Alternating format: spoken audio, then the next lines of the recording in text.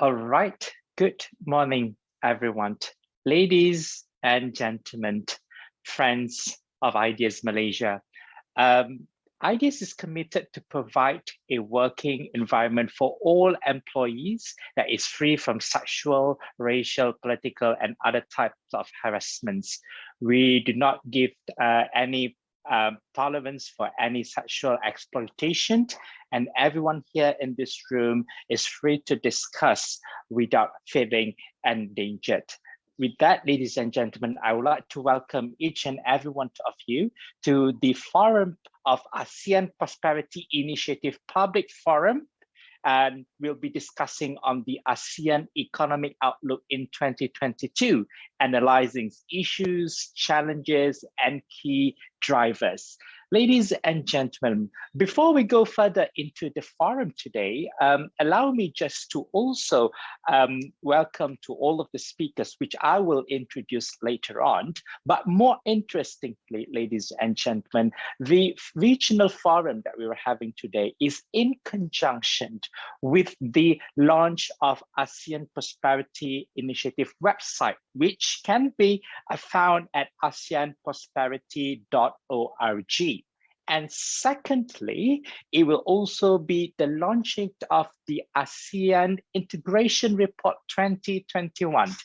And the report assembles various speakers and scholars across Southeast Asian nations to contribute their thoughts and ideas on what is it to be expected in 2022 and ahead. And before I go further into explaining the report and the launches, allow me just to go through to explain a little bit what is the API in general.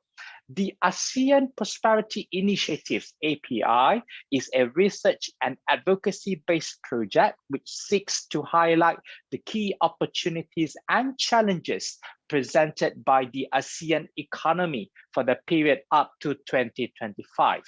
The API is one of the flagship projects of the Institute for Democracy and Economic Affairs, IDEAS, and is intended to serve as a focal reference for development and economic-related issues in relation to Southeast Asia. The project is jointly funded by the Frederick Naumann Foundation for Democracy. We thank our funders and all interested partners, scholars, and contributors who have made this project a success throughout. Ladies and gentlemen, without further ado, I would like to call upon Tricia Yeoh, the CEO of Ideas Malaysia, to deliver her opening remarks. Over to you, Tricia. Hi, very good morning to everyone, to the panelists who have agreed to join us this morning. So good morning to Dr. Arianto Patunru from the ANU, Professor Dr. Kriengsak, Chareonwongsak. We've met many years ago. We haven't had the chance to meet in recent times from the Nation Building Institute in Thailand. And of course, Jukhee Hong, our friend, and Executive Director at the CARI ASEAN Research and Advocacy organization in Malaysia. Thank you for agreeing to be here this morning. Today, we are very pleased to launch a couple of different things. So, of course, the forum for today is on ASEAN Economic Outlook in 2022, analyzing issues, challenges, and key drivers. But apart from this, talking about what we're going to foresee in the coming year after 2 years of a pandemic and rather haphazard lockdowns that were administered across the region. What are we expecting next in the coming year?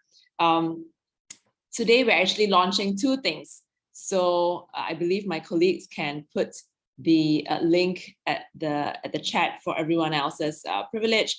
We are launching our API website, the ASEAN Prosperity Initiative website, as well as our ASEAN Prosperity Initiative Integration Report 2021. So every year we compile reports of different papers and articles of the most relevant topics of the year. And this year is no different as well. So this entire project is an ongoing one that Ideas, which is a think tank based in Kuala Lumpur, Malaysia, continues to do on an annual basis. And so if you look at the website, you'll see reports and infographics and videos and podcasts and lots of material on ASEAN over the last few years already. And this project is supported by Friedrich Naumann Foundation for Freedom, and we are very thankful for that support. This year in particular, we looked at 4 different areas from authors across the region. So one thing that we are very proud about in this project is that it's an opportunity to bring authors and scholars from across the region together to discuss topics that are most urgent. COVID-19, of course, has laid bare the inequities which plague many of the ASEAN societies. And the first thing that hit us when the pandemic came about last year was the area of food insecurity. So we have colleagues from the Center for Indonesian Policy Studies, CHIPS, Philippa Ann, Amanta and Nisrina Nuraini Nafisa, who talk about the importance of food security, but also arguing that greater regional integration is the key to strengthening regional food security.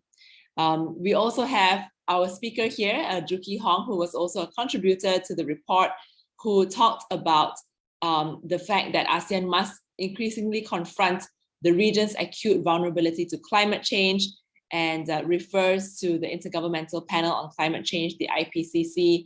And the pandemic has presented a unique opportunity for a fundamental reset. Of course, the other thing that we have been made more aware of as a result of the COVID-19 pandemic is that we know that there is also rapid growth and reliance of increasing demand for electricity. We have a former minister, Yobi Yin, who authored one of the particular chapters, who talks about how a more integrated electricity system within ASEAN should be realized. So she talks a lot about the ASEAN Power Grid, the APG. And at the moment, the progress is rather slow without political resolve on the part of the various member states. And last but not least, our IDEAS Senior Fellow, Dr. Jayan Menon, who is also from ICS Yusof Ishak Institute in Singapore. He talks about the potentially inclusive or inequality offsetting effects that 4IR technologies, or rather the whole fourth industrial revolution and digitalization, can bring to ASEAN. So I do look forward to this report being launched. Please check out the website once the forum is over, where the team will be uploading this on the website. And I look forward to listening the viewpoints from our 3 esteemed speakers as to what sort of challenges lay ahead for the region. We've gone through, as I said earlier, a very rough and turbulent 2 years, and what the countries will plan to do both individually as well as collectively in the region to spur ourselves beyond, we can't even say post-pandemic anymore, because we're still quite rather in the middle of the pandemic with new variants of concern coming up. So, perhaps if I had one question to pose to the panelists, and this is getting a little bit ahead of myself, would be to wonder what prospects for growth and stability there remain for the countries in the region, bearing in mind the potentially long-term effects of the pandemic, which also laid bare a lot of the structural inefficiencies, economically, security-wise, and whether moving forward, the region will be prepared to face these shocks. And should there be any other sort of crisis in the future, what happens to the resilience, the economic and security resilience of the region moving forward? So with those big questions in mind, I look forward to hearing from you. And thank you once again for agreeing to participate. And I look forward in the future to doing this in person so that we can actually, shake your hands and thank you in person. With that, thank you very much. I pass the time back to Dr. Zokhri. Thank you, Tricia. Trisha has built up the mood of the discussion today in setting the angle as what should be the direction of ASEAN in 2022. And I think this is very timely for us to discuss all this because for the past 2 years, ladies and gentlemen, the region has been hit by the pandemic, which severely impact and adversely affecting all sorts of areas within the region. And we can say that the region now is in the road to recovery. But the question remains, what would be the formula or the mechanisms or the tactics for us to recover as a region, as a nation, and as the whole world? But in the context of the discussion today, we'll be looking at the mechanics of the region for us to recover from all sorts of relevant sectors. And also interesting enough, from the external factor, we also have look at the emergence of multilateral partnerships that includes RCEP, the Regional Cooperation Economic Partnership, as well as the CPTPP, the Comprehensive and Progressive Trans-Pacific Partnership. So again, with the local drivers as well, perhaps an external drivers that we have, do we see that ASEAN is actually in the process of recovery? What could be the challenges? What solutions could be offered to overcome these challenges if these challenges ever exist? And will the encouraging of ASEAN greater integration, the ASEAN greater market integration can guarantee a smooth process of economic recovery and development in the region? So these are, in fact, some of the questions that we will try to tangle and decipher throughout the forum. And of course, the forum is hand in hand to be read with the report. However, in this forum today, we have managed to gather all of the esteemed panelists across the region to talk about their own expertise and experience, as well as the work that they have done in the region when it comes to economic recovery. Ladies and gentlemen, I have the pleasure to welcome the first speaker of the API Regional Forum. Please welcome Dr. Arianto Patunru. Dr. Patunru is a fellow at the Arndt-Corden Department of Economics, Australian National University, particularly in the Indonesia project. So Dr. Patunru, over to you, sir. Thank you so much, Dr. Idris. It's my pleasure to be here in this very important forum. So thank you for having me, for inviting me, and also thank to Dr. Yeo for the invitation, and very good to see my fellow panelists, and also welcome other attendants and participants. So let me try to share my screen so I can start. Let me see. Can you see Dr. Idris? Okay, good. So again, also congratulations for the launching of the report. I'm looking forward to reading the report. I'm sure it's going to be very important and timely, actually, for the background that you already mentioned, and Dr. Tricia Yeo also discussed in the beginning. So in this short presentation, I will highlight some recent developments, and also focused more on the global value chains, if I may, and also mention some other challenges that we might see in the coming future. I'm not gonna give any forecast because I'm not particularly good in forecasting. So, but I will try to at least mention some factors that I think will stay with us, or even are still unfolding in the coming future, even the short distance future next year and beyond.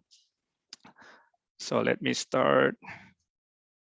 Okay, of course, because we are still in the COVID situation, it's still here with us. I'll start with this summary from yesterday. I think most of you are now very familiar with these charts. Also, my apologies to other colleagues from other ASEAN countries that are not reported here in this graph. But you can see that some of us in ASEAN here are still really struggling facing the COVID. My country, for example, if you see Indonesia, there has highest number of confirmed COVID-19 deaths, and you can see probably everyone remember that around July, Indonesia in particular was struggling with the Delta variant, and some other countries also in the region at different time. And this is when we look at the linear statistics. But if we see from log statistics, we can also see, the trend, and it's quite worsening in the case of Singapore, for example, Vietnam and Thailand. So the Delta, of course, it started in the region. It started with probably in Thailand in May, and then we have Vietnam around June and July. So around the same time as Indonesia, if you remember the first slide. And then we have Singapore, maybe August, September, and you can see the hiking. The hike there is quite sharp, and this is the case of Vietnam, and that's Thailand. And of course, after some struggling, but also good policies, it started to flatten at the end, but then Omicron came, right? So we, as Tricia mentioned in the beginning, we might still have to struggle next year. So we really need to take this into account, how to actually live with the pandemic, how to actually prepare for the next variants, and so forth. Now to the economy. If we plot the economic growth, you can see that small V shape there, right? And then at the end, it's flipped. So that is the reverse V shape that actually signify or telling us about the recovery, economic recovery. But look at the V shape there. It shows that some of us, well, most of us actually in the region, were having contraction in the first year of the pandemic. But if we compare this with the other crisis that we experienced, and that was the Asian financial crisis, this V is small v. Okay, in 97, 98, the V shape is much bigger, much deeper. My country, for example, Indonesia, actually was contracted by 13%. So we are lucky that we managed to have only a small contraction, if you like, and then we recover here. This flip side actually also reflect the what economists call base effect. That means because we had sharp contraction, when we recover, it's quite high also. So this later part of the lines shows that we are getting towards the normalcy, hopefully, but of course we need to be vigilant still due to Omicron and possibly other variants. Okay, I'm going to be quick on these other indicators. So if you look at the inflation, for example, despite the fact that now everyone is discussing about the possible very high inflation coming out from Biden administration's policies in the US, and also some in the European countries, I think for us in the region, the inflation are still quite manageable. You can see, of course, some of them are quite volatile. For example, Vietnam, and also Thailand and Malaysia are showing a similar pattern, but I think on average they are quite controlled. Of course, this is not to say we have to we still have to be vigilant of of other possibilities. Also now that we are looking at possible imported inflation, for example, and then another type of inflation that might come from this COP26 agreement, where many countries and now private sectors also are trying to move towards renewables that might create some shocks in the inflation, although maybe it's a short term. Okay, and in terms of policy interest rate, we can also see there are room for maneuvering when dealing with the inflation. Of course, there are some countries that are dealing with possible zero lower bound, like Singapore here, and also the Philippines.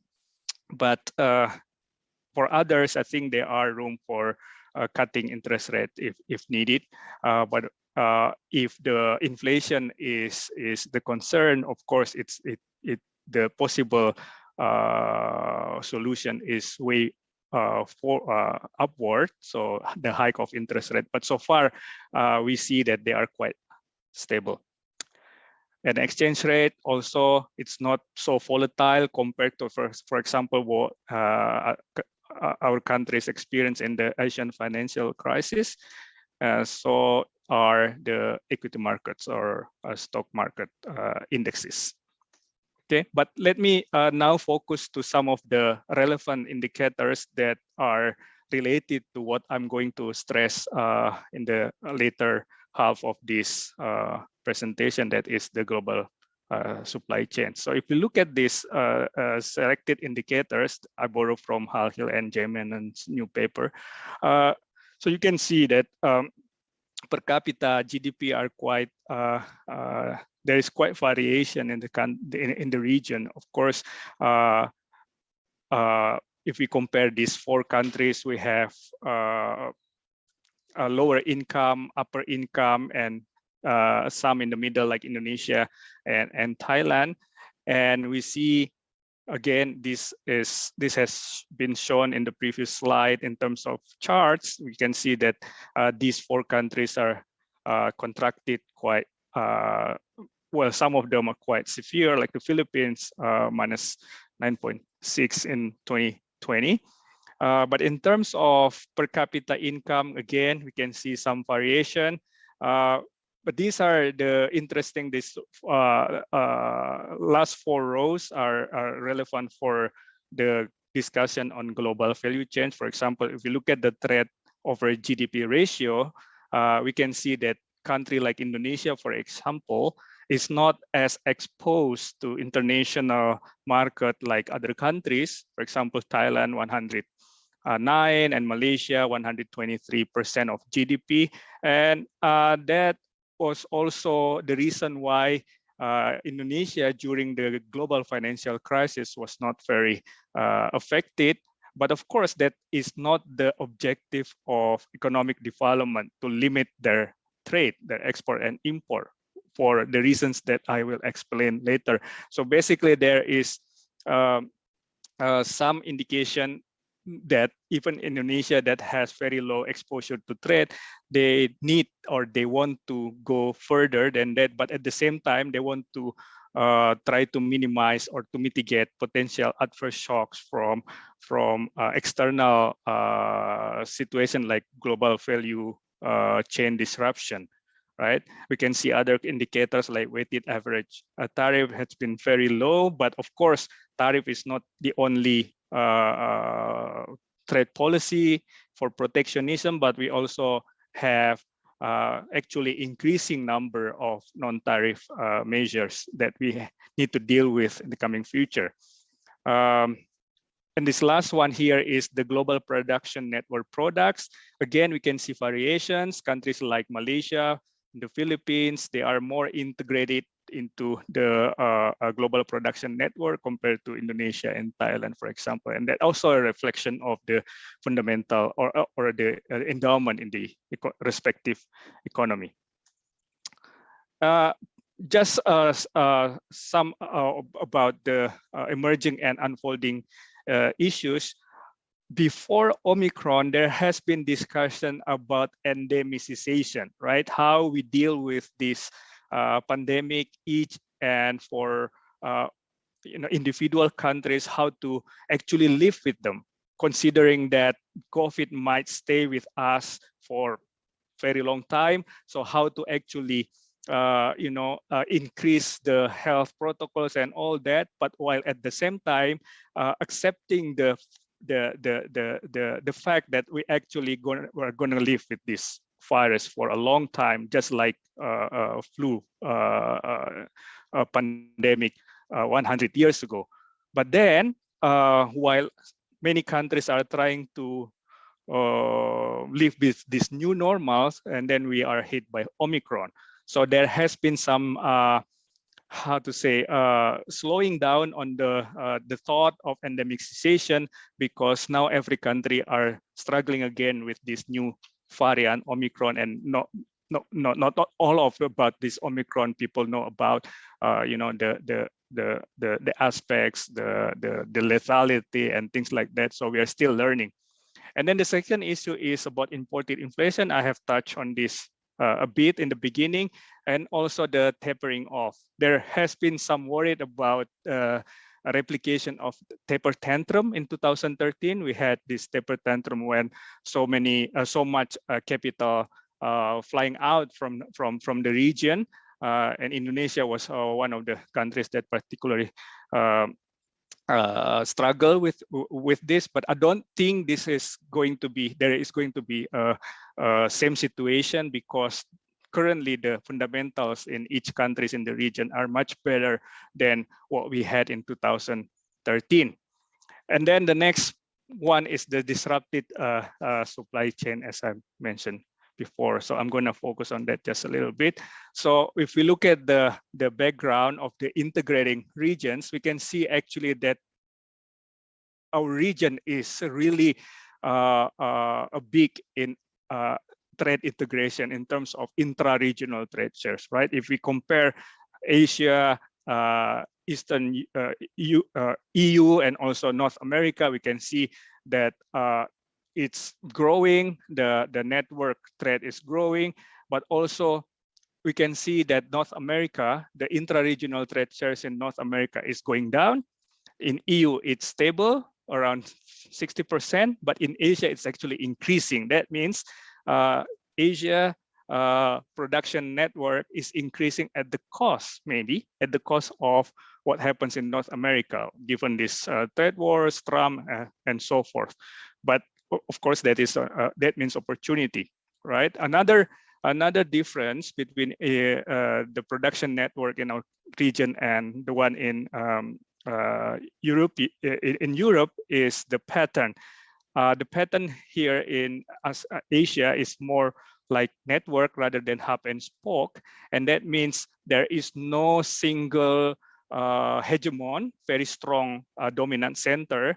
Like, for example, in Europe, it's Germany, but in the ASEAN, it used to be China, but the role of China has decreased, while there are many other centers are growing. So that means we're resembling more of the network pattern. And again, that means opportunity for collaboration in terms of, as Zokhri mentioned, RCEP and CPTPP. And even though there is big integration in the region, there are variations between countries. Again, countries like Indonesia, for example, is still small in terms of their involvement in the global production network. Compared to Malaysia, for example, Malaysia has only 50% of domestic value added. That means half of their manufacturing export actually are collaborating with other countries. Or in other words, they are more integrated into production network in the region compared to countries like Indonesia, for example. It is interesting. I put Australia here just for comparison because Indonesia and Australia are two countries that really the dependence on resource economy, and that means their manufacturing it's not as much, and that also means that integration with a global value chain is less than other countries. Okay.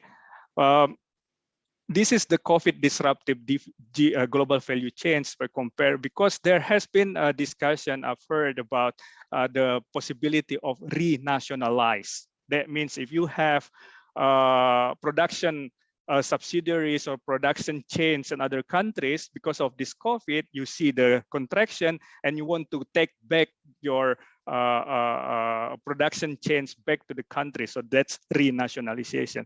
This new paper from Bonadio and friends show that that is not good idea, right?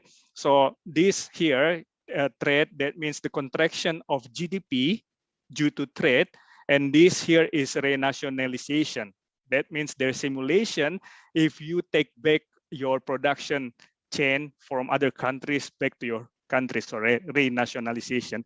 In the interest of time, I'm not going to discuss other columns, but you can just compare this trade and renationalization. You can see most of them actually showing that in most of the countries show that actually if you renationalize, the drop in GDP is bigger than the drop in the GDP in the status quo. That means if there is no renationalization, GVC as the existing ones today, right?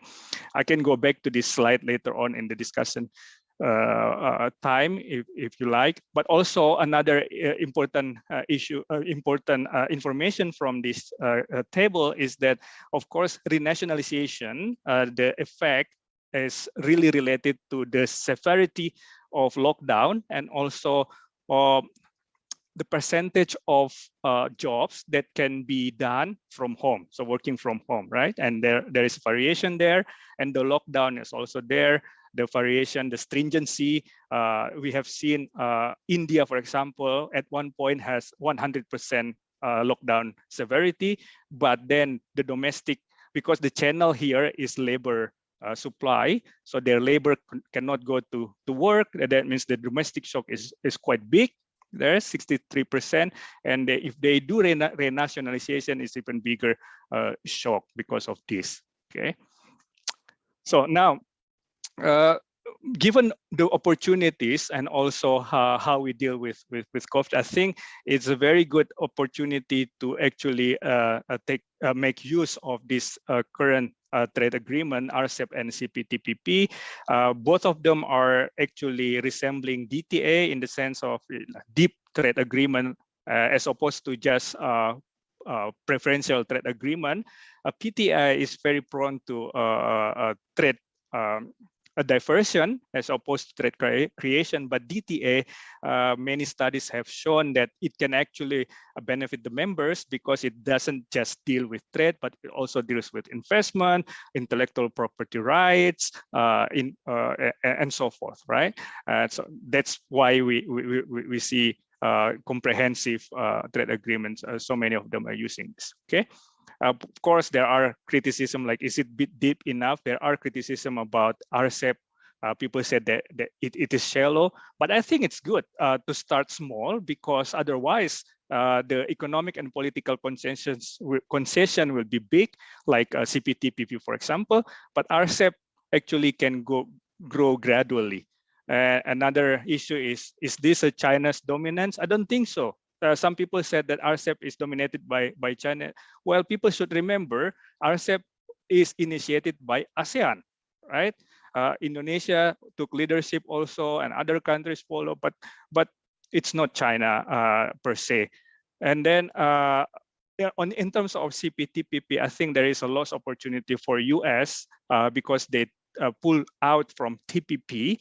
And the fact that now China has officially expressed their intention to join the CPTPP is a good thing because as what happened when they joined WTO, actually they did a lot of concession for their domestic reform, which is good for the world economy. And we can see that after joining WTO, actually the Chinese economy skyrocketed. And now that they wanted to join CPTPP. I think the members should embrace this. Okay, there is issue about trade wars. It's going to be more nuanced because in the era of global value chains, of course, the effect of tariffs will be amplified. I'm not going to spend too much here, but I think it's important to focus on building resilience in this time of COVID rather than focusing just on robustness. Okay, and this is there's a very good new book by Marcus Brunner-Meyer from Princeton on how to build resilient community, resilient society rather than just robust. If you think about robustness is actually adding strength, so you cannot bend, but resilience actually allows you to bend, but not being broken, like a high sky tower, for example, or pine trees. Very agile, very flexible. So the implication is that for management is probably not the time now to do just in time anymore, but we move towards the new paradigm, just in case. So you might want to consider a second source, third source for your inputs. There might be some adjustment in the cost, but it's better than just rely on one source or robustness. Right? So that's all. Sorry if I took too much time, Dr. Zokhri Idris. So I'm gonna stop here and happy to engage in discussion in the Q&A session. Thank you very much. I will stop share my screen. Thank you, Dr. Patunru. You have put the questions of debate for us to ponder upon, not only within this forum, but also onto the next year, whether we should network or not, whether we should focus on nationalizations or not. And I think you've made a really good point in setting up the philosophical directions of ASEAN integrations for 2022 and ahead. Thank you. Now, let's move to the second speaker. Our second speaker is Professor Kriengsak, Chareonwongsak.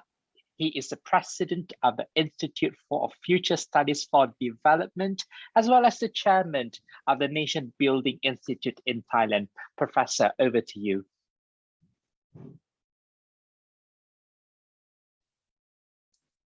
Dr. Tricia Yo, CEO of the Institute for Democracy and Economic Affairs, Malaysia. Dr. Zokhri Idris, moderator of this session. I'm delighted to be invited to be with you in this very interesting conference, ASEAN Prosperity Initiatives Public Forum. And my topic that you have assigned me is ASEAN Economy Outlook in 2022. Thank you for the invitation. Let me paint a very quick picture of the ASEAN Economic Outlook 2022, major issues, challenges, and key drivers. As a way of introduction, we can see in the world in the midst of COVID for the last almost 2 years, moving towards overcoming COVID with great difficulties. We have seen the spread of COVID, the various kind of transmittable variants, including Omicron at this present time. Every continent has been affected, let alone Asia. But the good news is that after having a huge number of testing capability, vaccination and treatment and preparedness, the rise of cases of infection has been decreasing. Of course, Omicron and others kind of variants have hit back at Europe stronger than other continents, and that would not spare Asia eventually. In Asia, which is a major continent of the world that has a huge number of population, we need to look at a very major block that is very important called ASEAN, which we could include some neighbor like Timor-Leste, which is also very nearby neighbors, We already have 13.8 million people infected, and we have close to 300,000 people who have died due to COVID. Indonesia is the center of the new kind of spreading of COVID and infection, and huge number of people have died. Malaysia also is at the increasing rate of people being affected. I don't think COVID will disappear. We have to learn to live with it. Omicron is a testimony to the variant that is coming out in a new form that we need to reckon with. And there will be many more other variants, I believe, that we have to deal with. Therefore, we need to look at an economic outlook in the light of COVID pandemic that will not go away quickly. Of course, the strength and problem that come from COVID will have to slow down eventually, but we have to live with it and treat it as if we have to coexist with COVID. We need to look at the issues of how to handle them by treating the symptoms and also the cause of it. Vaccination with the third dose, booster, the fourth dose, the repetitive new doses of vaccination may be needed. Today, we have seen many countries in ASEAN like Singapore who have come face to face with Omicron before any other ASEAN countries. And if we don't handle it well, because we are so connected, eventually, somehow it will slip in to all our borders. And ASEAN will be affected by COVID, especially Omicron and other kinds that may be the offsprings of the future COVID pandemic viruses. Therefore, in the midst of this introduction of COVID crisis, the ASEAN economic outlook this coming next year, 2022, we need to understand and evaluate. I want to major on one aspect so that other speakers can major on other aspects. It's an aspect on how do we understand ASEAN as a governance system, a community. How do we work together in ASEAN for recovery process? And the challenges that we have to face. So far, the issue of governance in ASEAN have to be looked at carefully. Thus far, we've done marvelously well for an organization that have been started over half a century ago.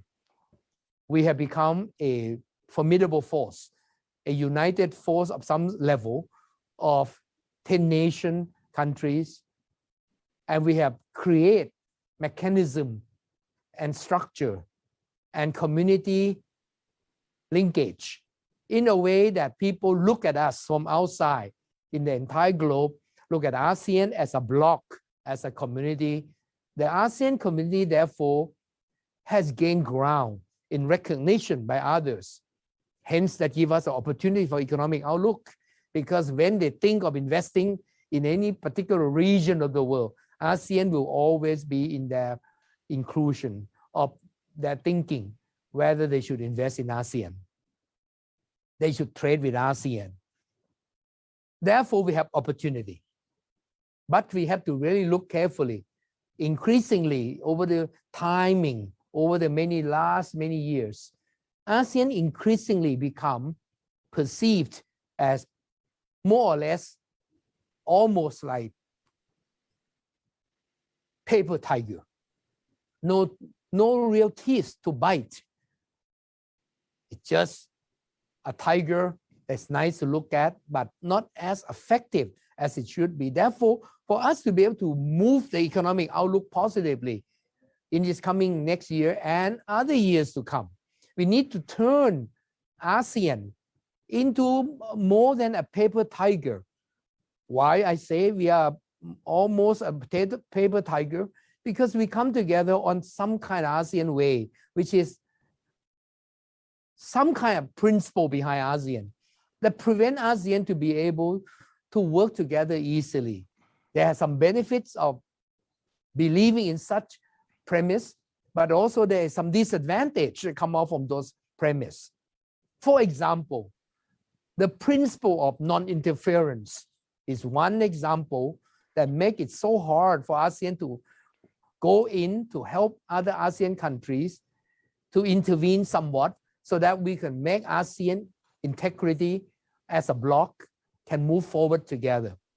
When there was issues in domestic national border in one member of ASEAN, the rest of the 9 countries are helpless, binding by the principle so strongly adhered to of non-interference, which served its purpose for many years.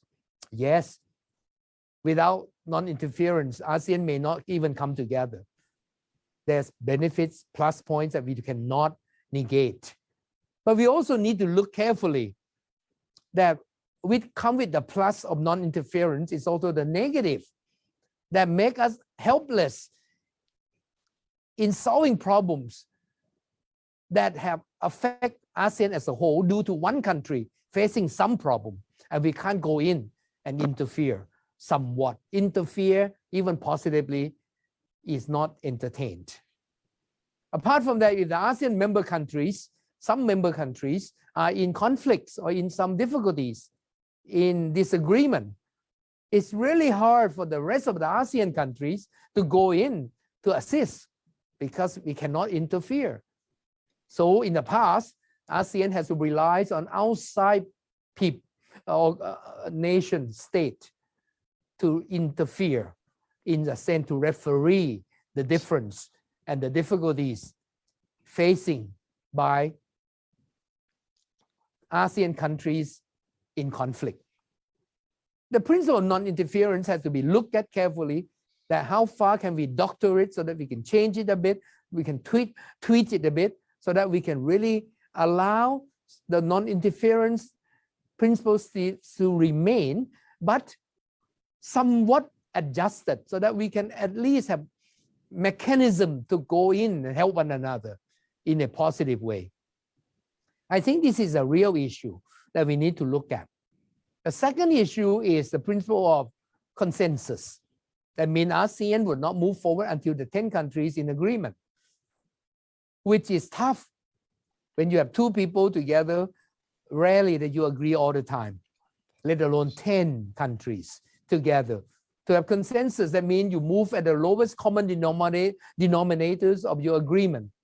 And therefore, very little thing can be done to move things forward until you get full consensus. And hence ASEAN almost helpless in able to manage anything in their internal problem within this bloc, because we need consensus.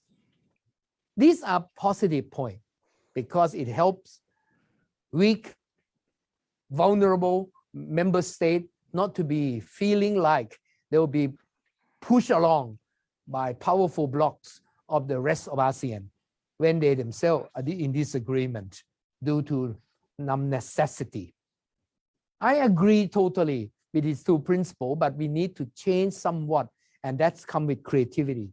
How far can we change these principles so that ASEAN become tiger with some teeth that can bite and can be effective?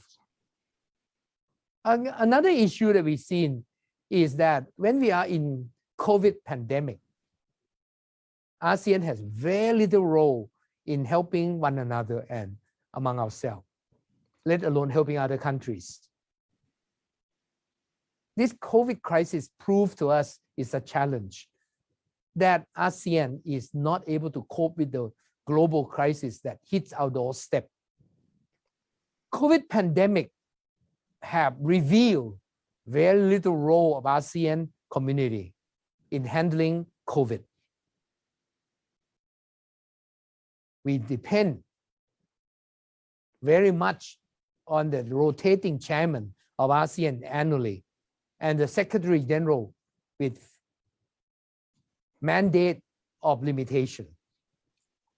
It's so tough when the organization of ASEAN have very small secretariat with little power. And then the chairman is rotating all the time, which I understand the diplomacy of allowing all countries to have a say in to become chairman. Therefore, we need to look carefully. If we depend on the personality and the leadership of a particular chairman of a particular year, we may be sometimes disappointed because all personalities differ. The Vietnamese chairman may be fast, responsive. Maybe other countries may be more calmer, slower. Plus and negative points due to the personality and the leadership style of chairmanship have somewhat affect ASEAN annually, year by year, depends on who lead. We can see example during the Vietnamese time, when the Vietnamese want quick response to COVID and allow the health officers to work together to discuss, to debate, to dialogues, and using the China in ASEAN +3 to play some role. Therefore, if we have ASEAN chairmanship that are of different kind, we have to keep adjusting annually in rotating chairmanship. We have so many meetings in ASEAN, but I wonder how far can we gain grounds due to those meetings and those summits.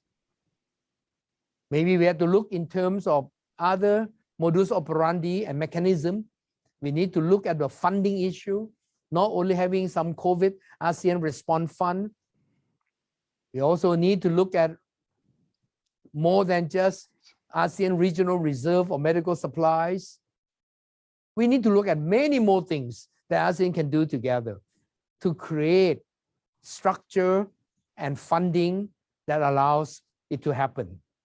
We need to let the data transfer and the information exchange to happen in the practicality, so that when we handle other issues in post-COVID and during COVID, we would be able to analyze the data quickly and assess the situation and propose things that make sense. ASEAN need to have not only the normal operation network, but we need crisis operation network. We need to look at network of many segments that we need to deal with, either education, health, technology, and many other things. We also need to look at risk management and risk communication so that we know how to handle risk in our grouping, and special mechanism where we can really fast speed tackling issues that come to pass. We need to look at the mechanism so that we can work together in concerted effort quickly in speedy time. The solution that come to offer for the challenges, I would suggest that we need to look at an HC model of cooperation. Sometimes we need at the level of joint vision. Others will go further with joint mission, others further with joint action, further with joint outcome, and more with joint grouping and joint entity, and also with joint consummation as well as joint ideologue.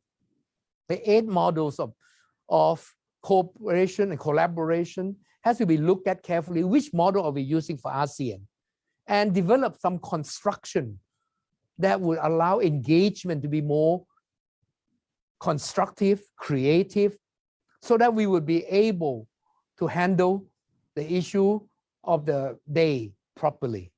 ASEAN need to work together with not only soft and hard power, but also integrate them together so that we have some teeth that can bite. ASEAN needs to get a lot more people, manpower ready available to tackle issue, and funding of every kind needed. Science, technology, innovation, infrastructure funding, development funding, cultural funding, educational funding, and so on. And we need to partner with not only state, but business and civil society. If we do that, possibly ASEAN will be able to work harder in solving problems together. Of course, we need to have early warning indicators so that we will be able to stop the problem at hand, and also particularly the issue of conflicts. For the ASEAN members have early warning that conflicts among us has to minimize. We need to find ways to fine-tune and work effectively in our management, which I call, we need to have manual operation. We have to checklist of what to do, template of what to do. And we need to have scheduling, which I call MCTS model that I create. Doing so properly, maybe ASEAN will be able to tackle 2022 in a better way. Let me conclude by saying that the job of ASEAN is far different from the European Union, and it's more challenging. We need to integrate together much more, work together much more, work harder together, work in a greater capacity together, not just living alone. And not only among ourselves, but engaging the other countries, the outside power, the great powers of the world. ASEAN need to be the glue that will make the whole world work together, and therefore we can be, by helping others, we're helping ourselves. Thank you very much.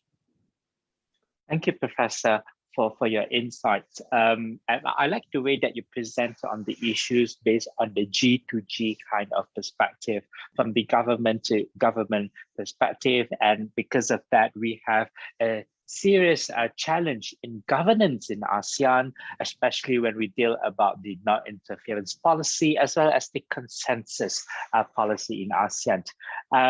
So that is on the governance aspect. Dr. Patunru earlier on the economic aspect, Professor is on the governance aspect, and the discussion is really nice arranged because the next speaker, Jukhee, the Executive Director of CARI ASEAN Research and Advocacy, will speak on the society's aspect from the perspective of the society on how that we can actually embrace 2022 with the drivers and the challenges in the region. With that, ladies and gentlemen, please welcome Jukhee to deliver her presentation. Over to you, Jukhee.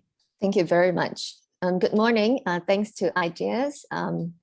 Also, thanks to Trisha, as well as Dr. Zokhri for this opportunity to share with you some of my observations with regards to the economic outlook for us in 2022, sharing from the business point of view, given my involvement in ASEAN business track within the ASEAN architecture.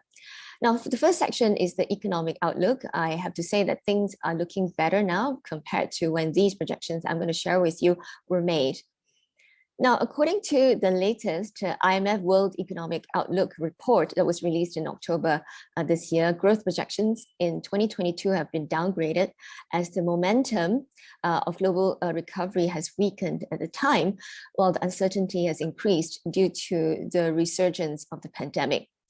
Global economy is projected to grow at 5.9% this year and 4.9% in 2022, a small downgrade due to supply chain disruptions in advanced economies and worsening pandemic dynamics in low-income countries at the time of the report.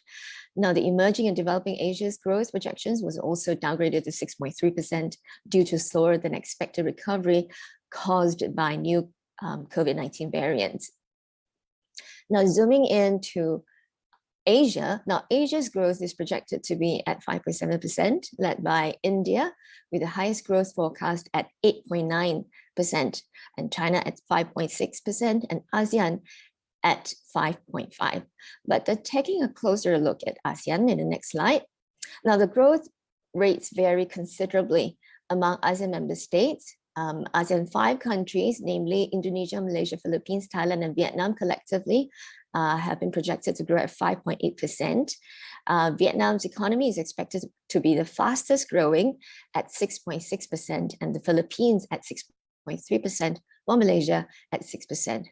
Well, at the lower end, Brunei will see a 2.6% growth rate, and Myanmar will likely see a negative growth, considering it is expected to experience a 17.9% of negative growth this year.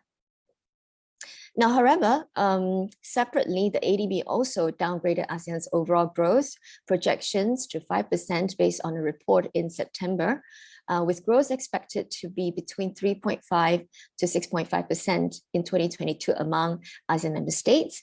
Again, Vietnam is projected to see the fastest growth momentum at 6.5%, although it is already a downgrade from the earlier projection of 7%.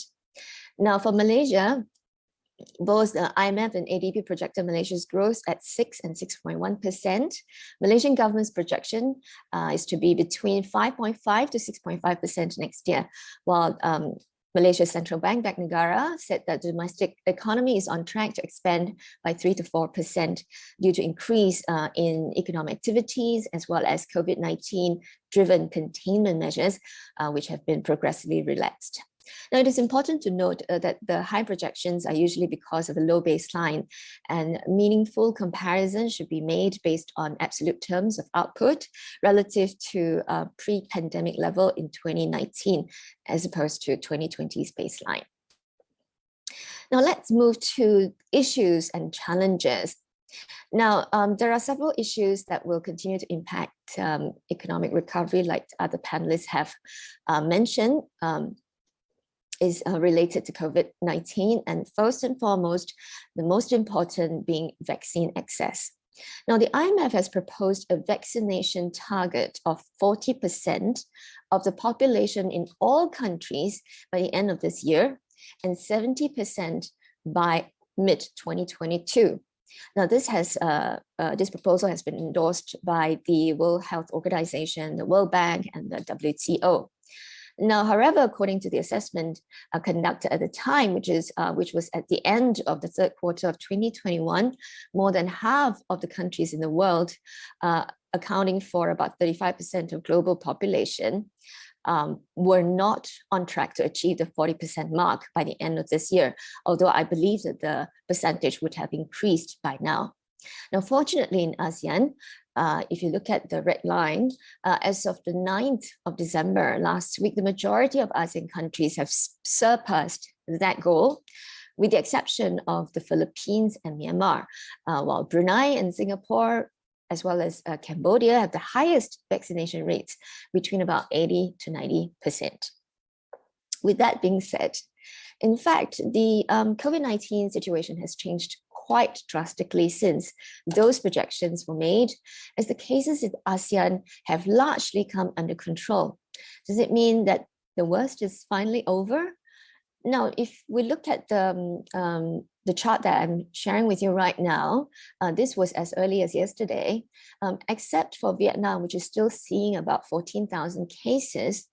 3 ASEAN member states, Malaysia, Laos, and Thailand, are all at the low 4-digit range. You would see that Thailand is at the bottom, but there's some problem with the data, which I'm not sure why it's not showing. The cases yesterday were 3,787 based on the reports yesterday. And if you look at Singapore, Myanmar, Philippines, and Indonesia are recording low 3-digit cases, and Cambodia and Brunei are both having low 2-digit numbers. This suggests a better outlook if you were to look at the projections that came out, comparing it with the projection that came out about 2 months ago, reflecting how uncertain and the uncertain dynamics of the pandemic, and more so that we are talking about the Omicron variants and the rest. Now, as we know, although many of the AMS have already reopened their borders to some extent, one of the problems that adds to the complexity of economic recovery is the varying quarantine requirements and different testing protocols have not significantly repaired the damage on the tourism industry. Now, travel interests remain low. For example, Thailand, that requires no quarantine, I believe, after its opening, the opening of its border since November the 1st, only had just about 133,000 tourist arrivals. While in Indonesia, 6 weeks after the country has reopened, only 153 visa applications have been received in Bali. It seems that there's a long road ahead. Now, there is the other challenge which has been talked about, which is the global supply chain disruptions. Now, I just take a sample of the freight rates because the freight rates have spiked to an all-time high in 5 years average as shipping companies, logistics providers, and ports struggled to keep up with the jump in trade volume. And this is also because of the COVID resurgence in parts of Asia earlier, threatening the supply of goods such as electronics, auto parts, commodities, and other goods, as you know.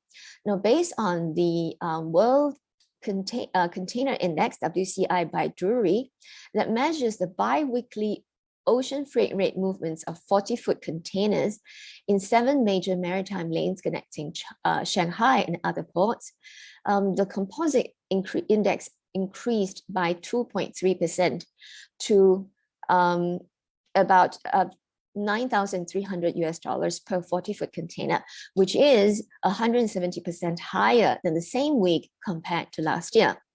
Now, the average composite index of the WCI this year is about $7,500 per 40-foot container, which is $4,745 higher than the 5-year average of the 2,739 per 40-foot container. Now, according to the shipping community, the good news is the worst of the global supply chain disruption is over, as the retailers have made pre-orders to ease the shortages of goods. Now, let's move on to the next challenge, which I have spent quite some time learning about. It's the climate change challenge. As we know that since the Intergovernmental Panel on Climate Change, IPCC report came out this year in August, there were also other reports that show gaps that desperately need to be bridged. Now, one of which, according to the Climate Action Tracker, newly updated national determined contributions, NDCs, submitted so far in 2020 to 2021 have narrowed the gap closer to 1.5 degrees Celsius by only up to 15% or more precisely between 11 to 14% if you look at the chart on the left. But if the G20 economies that account for 75% of global GHG emissions set ambitious targets to reach net zero emissions by 2050, there's a chance that the global warming can be limited to 1.7 degrees Celsius. Otherwise, we'll be on a path to a 2.4 degrees Celsius, or some think there's a 2.7 degrees Celsius future. Now, moving on. Now, this slide shows the various shared socioeconomic pathway scenarios of global changes until the end of the century. There are a few scenarios, but according to projections, we require very low GHG emissions to keep the warming of the globe to within 1.5 degrees Celsius. Now, if we act now in the form of climate mitigation and adaptation, especially in energy transitioning, we may still be able to turn back the tides. And to do that, we need a decisive 45% cut in GHG emissions by 2030 that is needed to achieve carbon neutrality by 2050. Now, moving on, although most ASEAN countries are relatively small GHG emitters compared to the larger emitters or economies, now ASEAN energy-related GHG emissions are projected to be more than double by 2040. Now, ASEAN collectively emitted 5.6% greenhouse gases relative to the total global emissions. This is according to the statistics in 2018. If we look at the total GHG emissions, Indonesia has the highest emissions among ASEAN member states because of the size of the economy. It is ranked at the 7th in the world. But if we look at the carbon CO2 emission per capita, however, Indonesia's CO2 per capita emission is ranked way down, probably at 108th in the world and 6th in ASEAN. Whereas Brunei, which is the smallest economy among ASEAN member states, has the highest CO2 emissions per capita and actually ranked about the 5th spot in the world and the highest in ASEAN. So the details, the devil is always in the details, yeah, and the nuance. Now, the single most crucial gap in achieving ASEAN's climate mitigation adaptation goals is financial assistance, and particularly the funding pledged by the developed countries to help the developing countries, especially when many of ASEAN's NDC's targets are dependent on the availability of climate finance.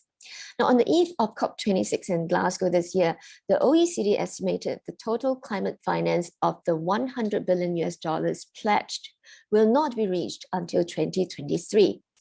The irony is when we compare it with the fiscal recovery packages rolled out due to the pandemic by advanced economies, the contrast is staggering. Now, according to Oxfam International, in 2020, the EU, UK, US, Canada, Australia, and Japan combined have spent more than $15 trillion on COVID-19 fiscal recovery packages, which is about over 151 times of the needed climate finance goal of $100 billion. Not only that, total global military spending rose nearly 20 times more than the climate finance goal since 2019, reaching just below $2 trillion. Now, there's also a lot of numbers that came out from COP26, one of which is the Glasgow Financial Alliance for Net Zero GFANZ that have committed 130 trillion of private capital for the next 3 decades to transition into low carbon economy. The question is always about the accessibility, whether vulnerable countries can access those funding.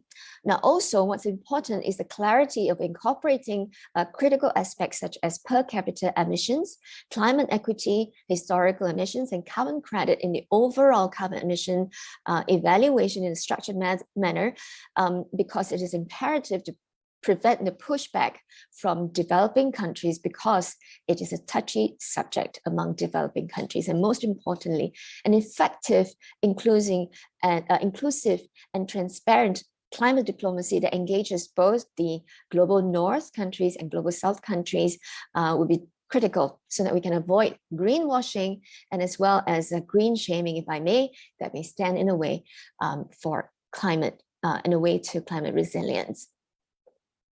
And now let's look at the drivers and regional developments that will boost economic recovery, and we hope so as well. There are a few important regional championships in ASEAN. Cambodia has taken over the chairmanship from Brunei, as you know, with the theme ASEAN ACT or ACT, addressing challenges together. In terms of the economic priorities, there is no particular surprise. I think it's probably still early stage. Cambodia will promote implementation of agreed initiatives and measures, physical and digital connectivity, strengthening the capacity of MSMEs, and promote entrepreneurship among women and youth. Now, for the political security pillar, however, Cambodia aims to strengthen ASEAN centrality, which is very important, and unity against the pressure and influence stemming from rising geopolitical competition. With regards to the ongoing Myanmar political crisis, all eyes will be on Prime Minister Hun Sen, who will engage directly with the Senior General Min Aung Hlaing, because he's planned to visit in January to Naypyidaw. And there also seems to be a softer tone by Prime Minister Hun Sen since the ASEAN summit in October that Myanmar was excluded. Now, on turning to Indonesia, Indonesia has assumed the G20 presidency with the theme of Recover Together, Recover Stronger, and that covers 5 pillars under the presidency: enabling environment and partnership, promoting productivity, increasing resilience and stability, ensuring sustainable inclusive growth, and stronger collective global leadership. And there's a long list of financial priorities as well, including sustainable finance. Now, as for Thailand, Thailand is the chair for APEC 2022, and the theme for APEC 2022 is Open, Connect, and Balance, while embracing the bio-circular green economy, BCG, as the overarching thinking. And here, let's pause a little bit and think of ASEAN integration from the business point of view. We are 4 years away from the completion of the second ASEAN community blueprint. Unfortunately, I have to say that I think regional connectivity remains fragmented when the 5 characteristics of ASEAN economic community of free flow of goods, services, investment, capital, and skilled labor are concerned. There has not been any ground-breaking leap in terms of moving towards single market and production base. NTB issues remain unresolved, and other trade facilitation issues are still unresolved. And finally, let's look to something more encouraging. It's of course the biggest driver for ASEAN in 2022 would of course be the entry into force of RCEP, scheduled to on the 1st of January, in just about 2 weeks' time. There are still 4 AMS, I believe Indonesia, Malaysia, Myanmar, and Philippines that have not completed ratification process. Nevertheless, RCEP will bring the necessary economic boost to the region in terms of regional economy, with a gradual removal of tariffs in the next 20 years. Now, another closely related development in ASEAN is the ASEAN and China relations. They recently agreed to upgrade bilateral relations to ASEAN-China Comprehensive Strategic Partnership, as both sides celebrated the 30th anniversary of establishment of ASEAN-China dialogue relations. Now, both China and ASEAN are the largest trade partners of each other since 2020. And at the recent summit, China has made multiple pledges. China will provide $1.5 billion of development assistance to ASEAN to fight against COVID-19 and economic recovery. And China will donate an additional 150 million doses of COVID vaccines to ASEAN. China will contribute an additional $5 million to the ASEAN COVID-19 Response Fund, and also to import up to 150 billion worth of agricultural products from ASEAN in the next 5 years. Now, it's important to note that against these backdrops, we also observed the renewed interest of the US government in engaging ASEAN, although most of the interest in the region has been more political in nature and to a lesser extent in economic cooperation. But that is changing. Now, as we speak, I believe the US Secretary of State Antony Blinken is visiting the region, namely Indonesia, Malaysia, and Thailand. And the message that we're getting is that the US President Joe Biden is committed to elevating US engagement with ASEAN to unprecedented levels. And it is said that this visit is aimed at strengthening economic ties. Now, we will observe this rebalancing and hope that ASEAN centrality is preserved in the new race to achieve regional influence between China and US, especially in view of ASEAN increasingly become a battlefield for influence. Now, lastly, if I may end, I think the key for ASEAN, at least in the nearest term, is to tackle COVID-19 on an ongoing basis because of the very fluid dynamics of the pandemic. And we need to leverage on regional infrastructure than to operate individually. And hence, regional integration needs to be deepened. Whereas for the medium term, that is to put in place inclusive climate policies and to continue to insist on ASEAN centrality for regional stability. And for that, I call for better public-private partnership to advance integration effort. With that, I thank you. Thank you, Jukhee, for the facts and data, as well as for the presentation from the business perspective as what we are predicting in 2022 and ahead. Now, we are going on to the reflection and discussion session, in which I will be reflecting onto the points of all our speakers, and then we'll go on to the Q&A to all of our viewers out there. If you do have any questions to the speakers, please do so in the chat box. I've been receiving some questions for the viewers, and I'll try my very best to also marry these questions that I have received with the discussions today.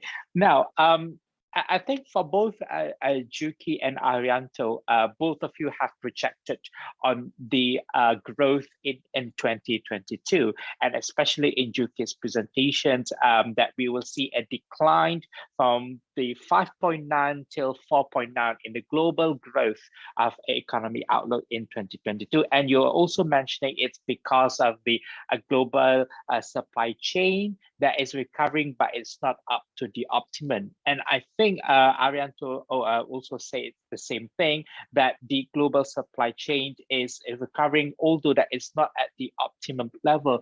Now, I mean, as a layman understanding, if we are seeing that the economic outlook is actually declining, I mean, projected to be declining in 2022.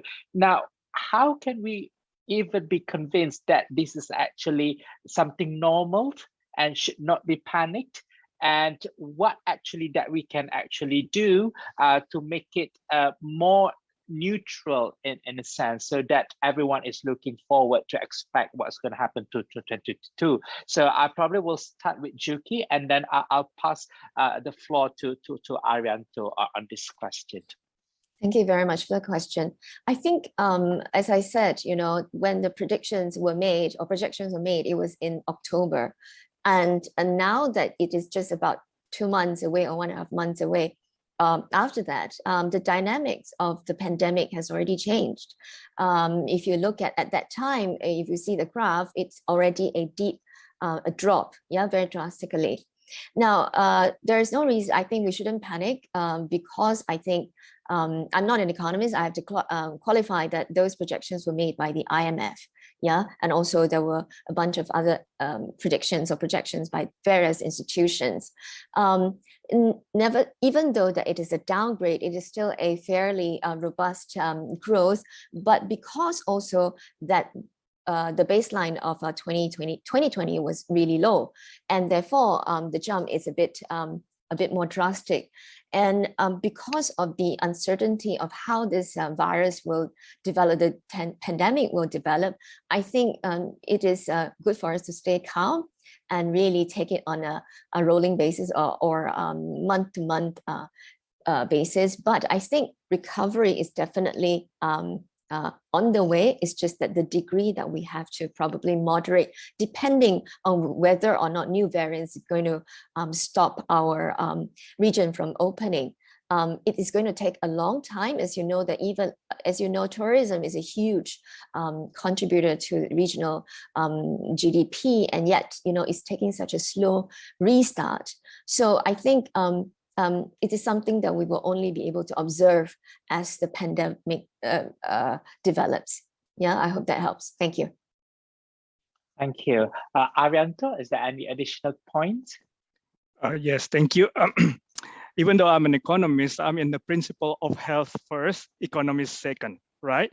But of course, at some point, they will have to move together, co-move. And I think as Professor Kriengsak also mentioned, at some point we have to learn to live with this virus, right?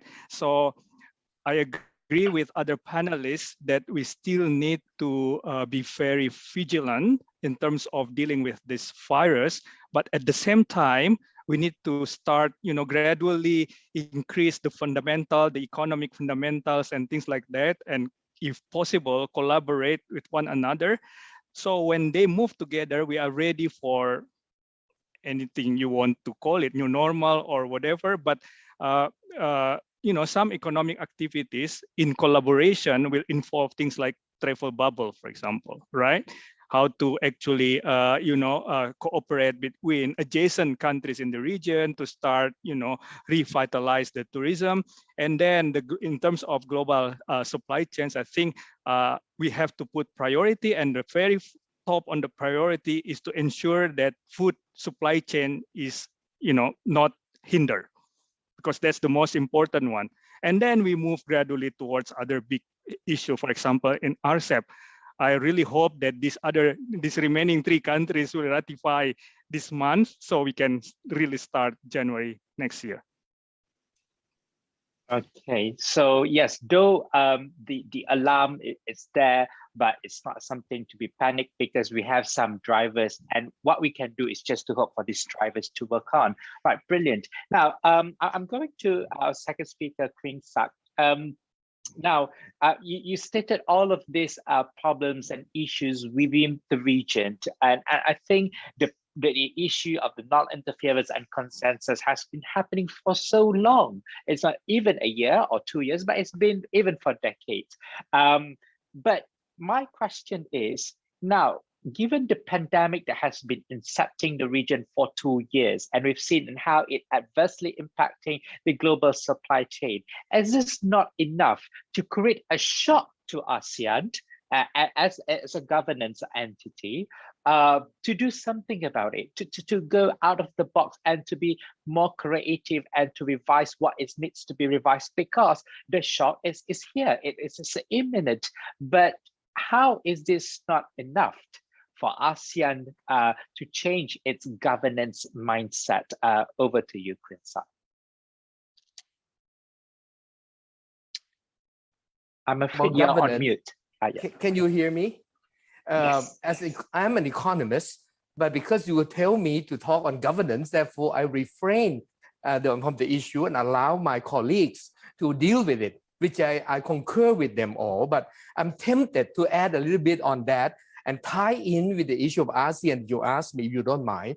One is that I really think that the whole ASEAN bloc is an open economy, and we are affected heavily by external economy.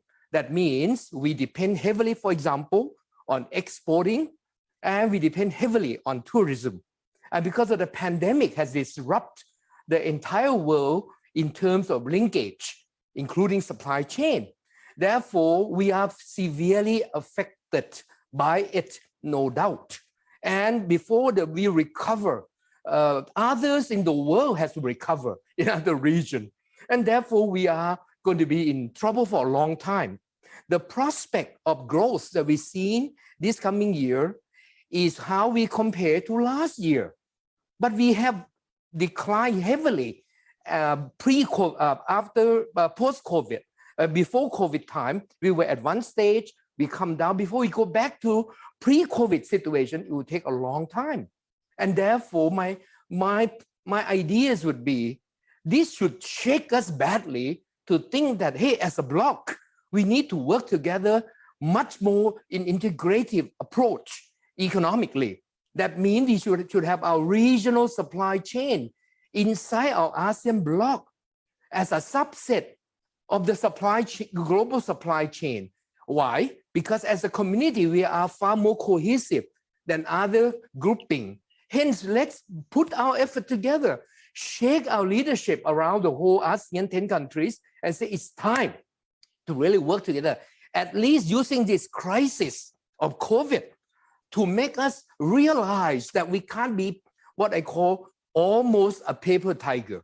We must work together. We must intervene constructively. May I use the word of my my friend, the late Surin Pitsawan. He's my close friend, the Secretary General of ASEAN, who used the word constructive engagement.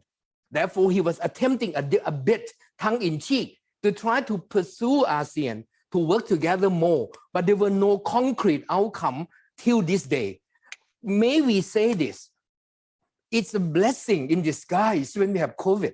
It shakes us to realize as a bloc, can be a formidable force. We are a growing region of the world pre-COVID. Why don't we work together on the first basis economically? And that will be conducively move us on to socio-political governance issue later, which is harder. Let's get on with the economic issue so that we, for the betterment of among ourselves.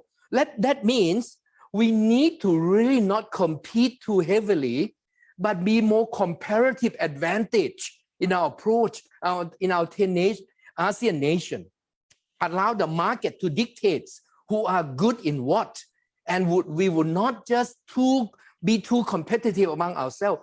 As an integrated region, allow ourselves to measure on what matters for us, and then the rest of our friends in ASEAN measure on what is good for them. I think this is the opportunity. If we start doing that, eventually the light will dawn on leadership and say, hey, we need to start so-called working intervening each other inside. And then we start talking an issue I mentioned. Hey, governance system is not okay. You either continue to be paper tiger, then the whole world realize eventually that you are not a tiger, you're a paper tiger. Or we get to move on and make the tiger really able to have some teeth. And I believe this is an opportune moment, but how do I assess that? We lost that moment the last almost 2 years. None of the leadership of ASEAN, if I dare say without having to be too impolite, none of the leadership of ASEAN rise up to the occasion and shake up the rest of ASEAN and say, hey, let's get together. Let's discuss the real issue that we need to go forward in the future. I am disappointed, to be honest. I'm not going to try to cruise along and congratulate ASEAN without provoking. If this session have any meanings, we need to provoke them and say, hey, let's get on. We cannot remain stagnant the way we are. We are creating a promise to the world that is not going to be truly realized unless we change. I believe we must find constructive way, creative way to find avenue to remain in our ASEAN principle without continue the same old way. The signs are showing everywhere. Myanmar issue, right. Every other issues are coming. Why don't we do something? That's my opinion. Exactly. The points are well noted, and it's taken because the problem of the G2G is because of political will and because all of these leaders are actually shaping how ASEAN works. And we really agree as well that the society needs to do a bottoms-up approach in putting pressure and advocacy. So all these political leaders will listen. And I think I really want to ask this to Jukhee, and I think coincidentally, Jukhee also raised a question. Now, Jukhee, you are the Executive Director of CARI ASEAN Research and Advocacy. The word advocacy means a lot. So given the problems that we have in ASEAN, that the business community really wants to be together, the economy wants to be together, Kriengsak says that the community wants to be cohesive, but what can we do to advocate this matter further? Any strategy perhaps that we can think together as a region, from Malaysia, Indonesia, Singapore, Thailand, all of these 10 countries in ASEAN to think of a strategy to advocate to this governance in an ASEAN for the betterment in the future, as well as you have something to say, I suppose. I'll give this opportunity to you. Over to you, Jukhee. Thank you very much. I really wanted to share my frustration as Dr. Kriengsak was talking about the missed opportunity of COVID-19. At the height of the pandemic in 2020, through the ASEAN Business Advisory Council channel, all the businesses across ASEAN have put together a report called the Pathway to 2.5 with 255 proposals. These are very high-level aspirations that businesses have seen during the course of the pandemic. This was developed mid of last year, and it was rushed out in just about 1 or 2 months with the purpose of hoping to fast track this advocacy that the institution of ASEAN itself would respond to us. And also as a proposal to how to bring those 255 proposals to life, it's been proposed to have a high-level task force that would involve the private sector. And what do you think the outcome has been? I'm sure that you would have guessed it right, nothing, because the ASEAN institution has said we had multiple engagements with the ministers, with the leaders that gave us a varying degree of support and cautious responses. Yeah, and some of them, and I think the consensus at the end that came out from that is that they prefer to leverage existing infrastructure than to reinvent the wheel of some sort. Now, however, if you look at the architecture itself, the whole COVID-19 response that is being coordinated within the ASEAN system or infrastructure or architecture is actually led by the foreign affairs ministries. And you know that all these business-related COVID-19 problems are all, they all originate from the economic pillar community. And that already itself has a gap or a missing link. And since then, after multiple engagements and consultations we've had with them, we realized that there's no point to pursue that further in terms of the form or channel. Let's at least get the issues across. And we have been through multiple requests and multiple submissions of letters to be invited. We, as in the private sector, wanted to be invited to those meetings convened by the political security pillar or the committee that actually handles the coordinating matters. Is actually called ACC WGPHE, which means the ASEAN Consultative Committee of the Working Group on Public Health Emergencies. Yeah, it's a ACC WGPHE. Now, this is 2 years already. And if you look at the chart that I screenshot, this is as late as last night. We are looking at I was totally surprised that Indonesia is looking at about a low 300 or 3 digits kind of cases a day, given that the population is the biggest. And we are coming, I'm a bit more hopeful because of the numbers. If Omicron can be contained, it's not that deadly. Now, if you look at this, is like I hope that we are slightly coming out, although not a recovery, post-pandemic situation, but it's under control. Now, then we all totally missed that, precious 2 years to push for a change. If a COVID-19 crisis cannot change, what would? With hundreds of thousands of people dying, then what would? Have we wasted a crisis? Yeah, I have to say that, of course, when we interacted with ASEAN Secretariat, the colleagues there, they have tried their best. I'm not here to say that they are not doing their job. They are within whatever policies or structure, political structure, whatever mandate that have been given. But it is, after all, a secretariat. Their job is to coordinate meetings and not to execute, unlike the European Commission. And these are entrenched problems that if you want to change, we have to change the whole institution, the structure, the construct of it. And I think that as I learned over the years interacting with ASEAN, the very reason it is not the way that we hope it is to be, it's because there's no intention to make it as powerful as the European Commission.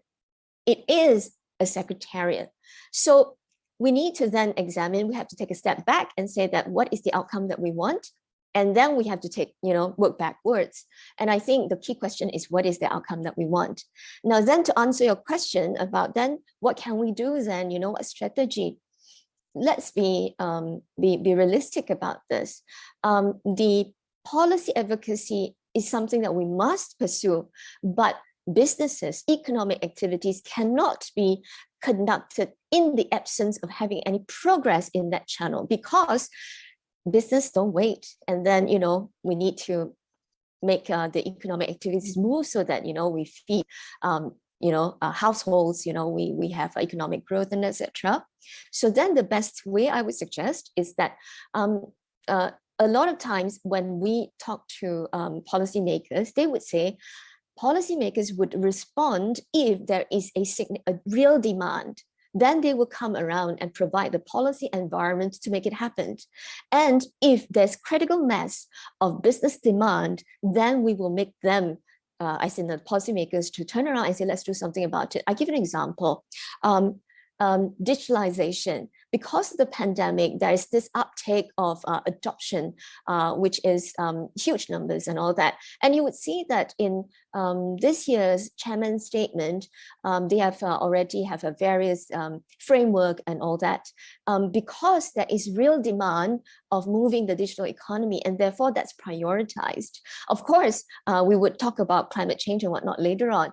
So I would say the strategy is making sure that we all have the kind of critical mass. And I like to cite another example. In the year 2019, when Thailand was the chair of ASEAN, I had the opportunity to interact or engage with the ASEAN finance ministers and central bank governors.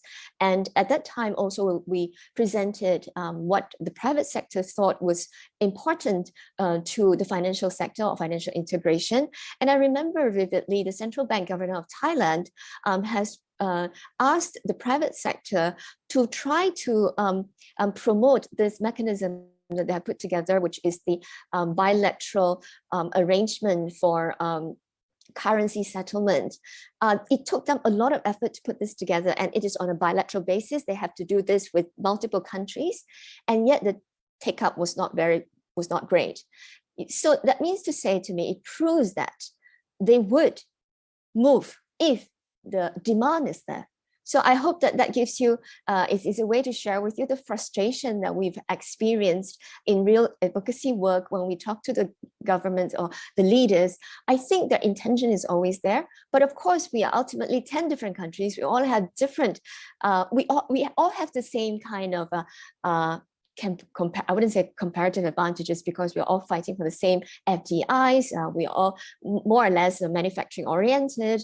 And therefore, it is really hard at this point because we are not integrated. I agree. We are pointing or giving a vision that is not going to be achieved. The single market production base, it is not the way it is for the European, the EU.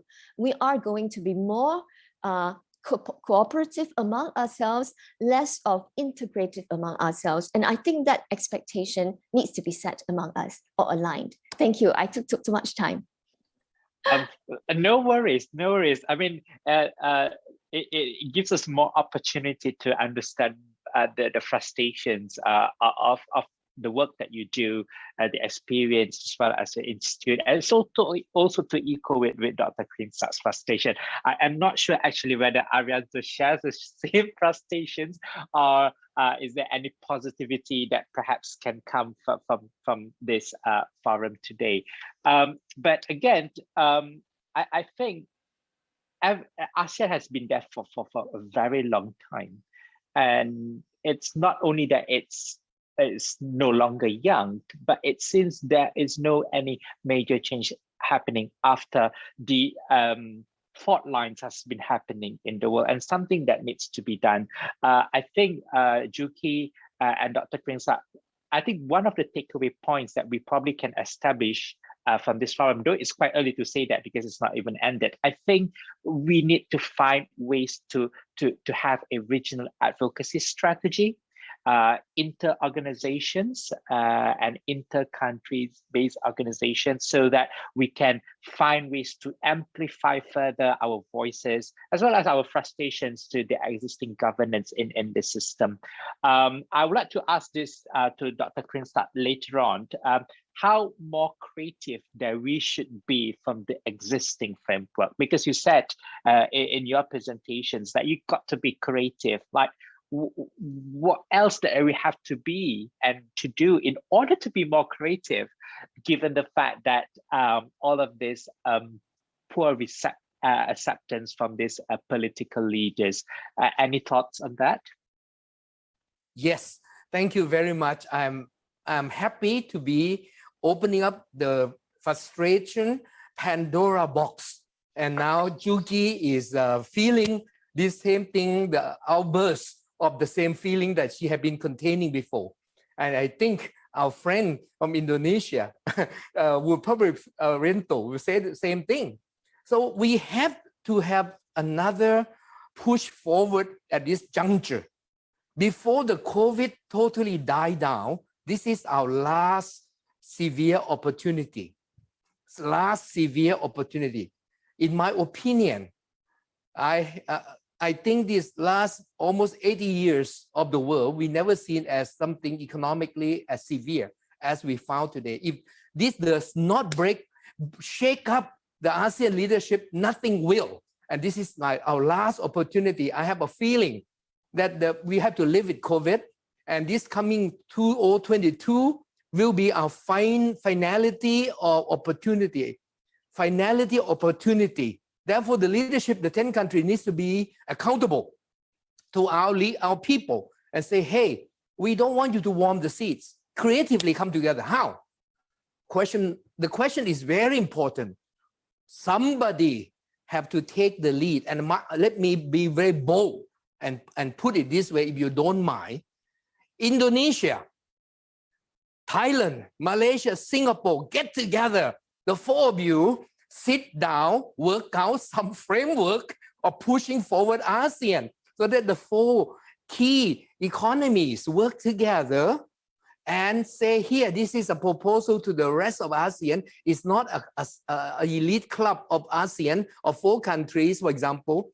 It's 4 countries that have some major say due to the size of the economy and so on. And let's propose something concrete and say, hey, we got to change. We got to change. This is what we want. So the 4 get together. Why don't I call my prime minister and you call Lee Hsien Loong? Somebody call somebody. I was in politics and I knew all these guys. Therefore, I say, you have to be more personal. You cannot be so formal. Creative way is that come and play golf with me. I'm going to talk to the 4 of you and say, let's discuss. Jukhee, Prayut, Lee Hsien Loong, and whoever could be the Prime Minister of Malaysia coming, and then come together and let's talk. And if you never get things done formally at the big summit and all the big table and all the foreign affairs ministries, nothing gonna work. It's the leadership, the leadership, dedicated leadership. Can we revisit ASEAN? 60 years roughly ago, we convened ASEAN. The late Thanat Khoman, my deputy prime minister at that time, foreign minister, which I know very well because I was his young friend. He was much older than me. He has a vision together with the founder of ASEAN. But today, shall we have another refounding of ASEAN? Get it done. This is your last chance. Tell you, Q1 2022, get it done. Can someone do it? Otherwise, all this talk shop that we have, get nothing done if we have no action from this leader, because they contain the power. They have the power. And would they do it? Unless the people provoke and say, we're not going to elect you unless you do something. Because the whole destiny of our countries depend on gluing together ASEAN in the integrated manner. We have served the purpose for a paper tiger thus far. Now, let's get on. This is a very strong word, which is, I don't know if it's proper or not. It may get you into trouble ideas, but I tell you, this is a frustration. Nothing done today, nothing will ever be done for the next 50 years if nothing happens this coming next quarter. Idris is an independent think tank, so we welcome all sorts of views, all levels of opinion. No worries, Idris will be fine. And I think to make me not to just having this as a talk shop, I think I probably will consider playing golf or learning how to play golf next year. I probably will find Jukhee for that, so that we can go for the lessons together. Now, there is one question from our audience, and it's by Giant Menon. Our senior fellow from ICS, Yusof Ishak Institute in Singapore. And I think I would like to pass these questions to Arianto. It says that travel bans have never worked, not with the original or new variants. As each day brings new Omicron being discovered in new countries, they are not working now either. Wouldn't ASEAN be better off focusing on improving domestic surveillance rather than closing the borders? Wouldn't the lost output from weakening recoveries from border closure justify such a change in focus? So yeah, that's a battle between closing borders or not. What should we do internally? Arianto, if you have any views on this. Well, thank you. I think, well, I agree with Jay. I think when I say we should support travel bubble, it's the way to completely opening up the borders, right? But we need to do it gradually, while at the same time instituting a good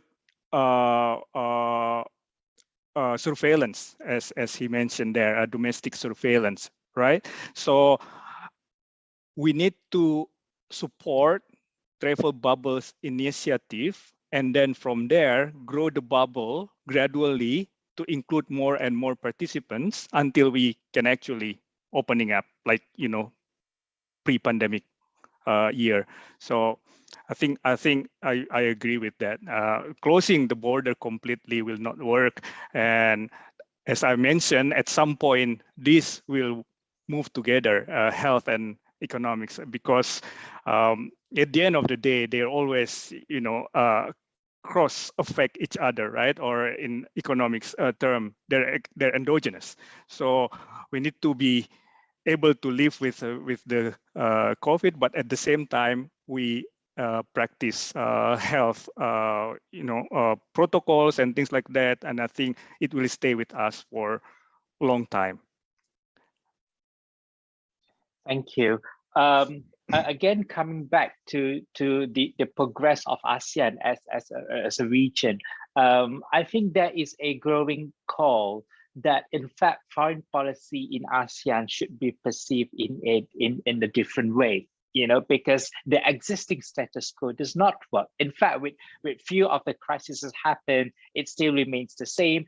And I think Jukhee also mentions that the ASEAN Secretariat, though they know what needs to be done because they are just a secretariat, I think the main stakeholders actually lies on the Ministry of Foreign Affairs in each country, and also depending on the political will of the Prime Minister as well as the Ministers of Foreign Affairs.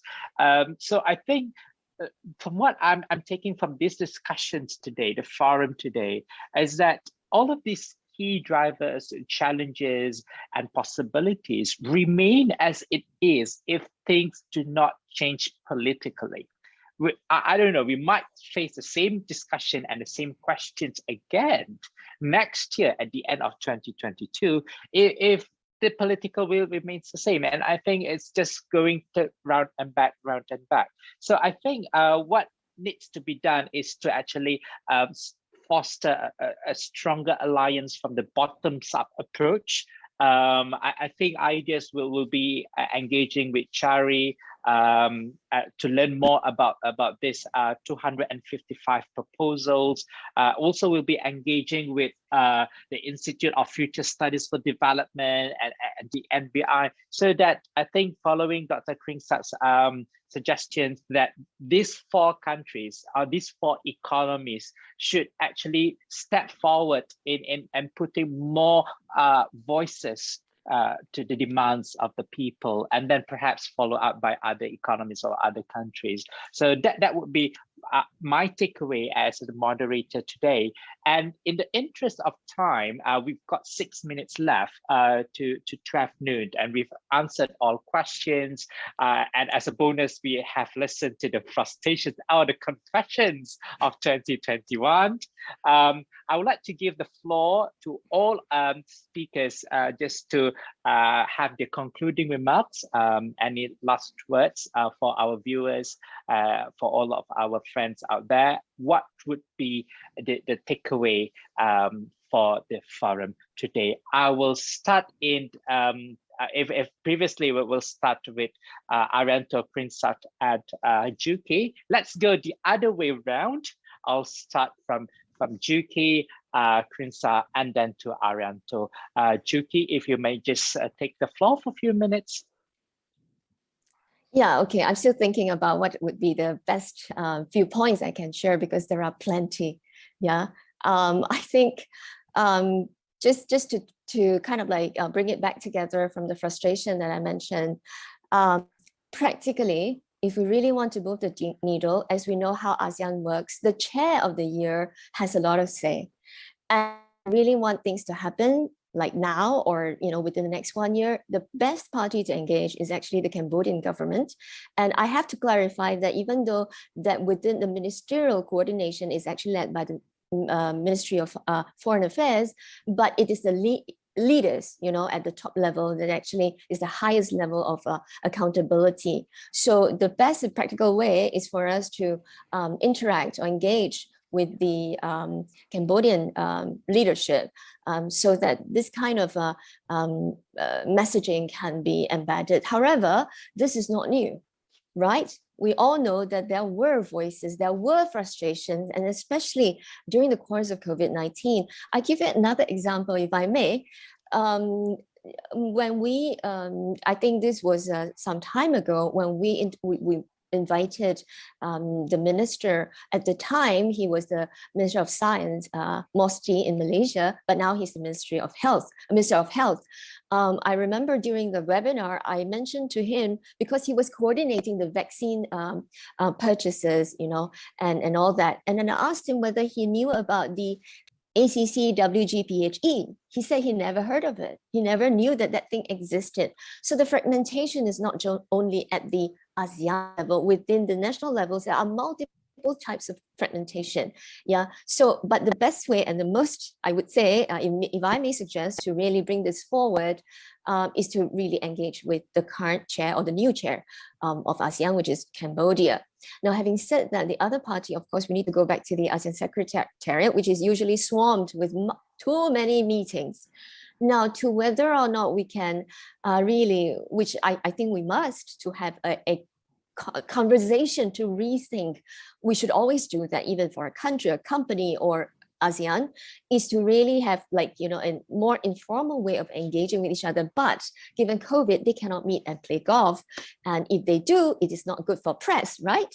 So it's probably something we have to think about. What are the practical ways of getting them together, which we know they can, given a very important situation like this year rather, it felt so long ago, because of the crisis in Myanmar.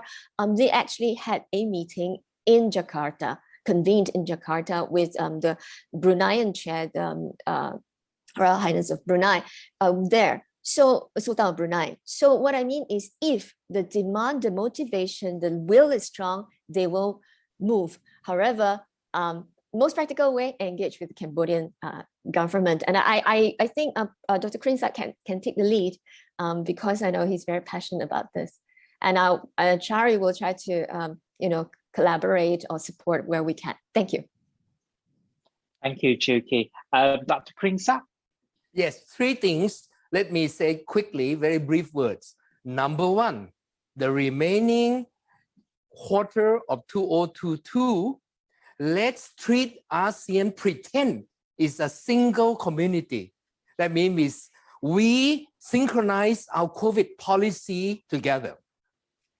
Make sure that we synchronize our policy together. Can we pretend and sit down and do it and open up our border among ASEAN by synchronize our policy together and say, we're going to tackle it together, not each country on their own.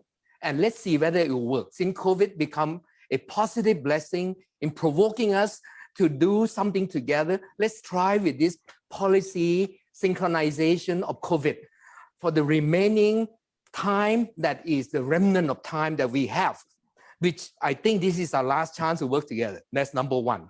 Pretend we work together. Pretend we have a single policy. Pretend we have one border. Pretend we allow it to move up and down together as a body. That's number one, very concrete. Can they do it? They have the political will. Number two, bottom-up approach. Nation Building Institute Thailand has helped foster Nation Building Institute Malaysia at the invitation of Malaysia. And we have done so. Can we do bottom-up approach through our mechanism, like Jukhee is saying?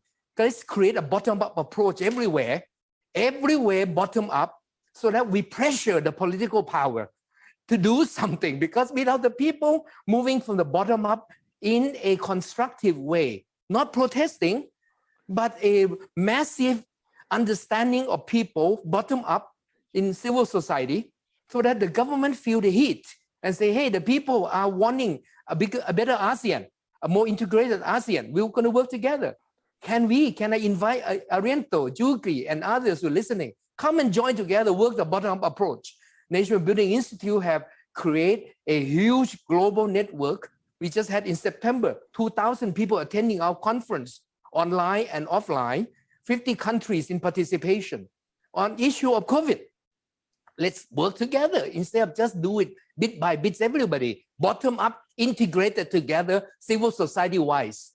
On the societal sector first, even the government are not willing. Let the societal sector do it. Number two, my last issue is external power. Be honest. ASEAN is a place, the contending powers, the two, can I name it? USA and China.